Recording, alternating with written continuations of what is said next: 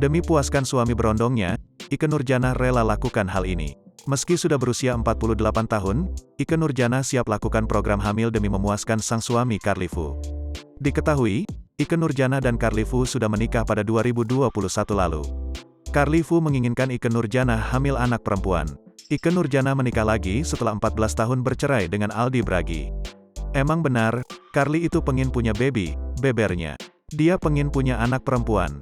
Karena anaknya 2 laki-laki, ujar Ikke Nurjanah, dilansir dari YouTube Intens Investigasi, Jumat, tanggal 5 Agustus tahun 2022.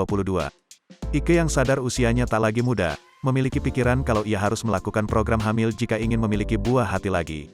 Kalau aku sendiri melihat usiaku, mungkin harus program natural itu mungkin agak susah.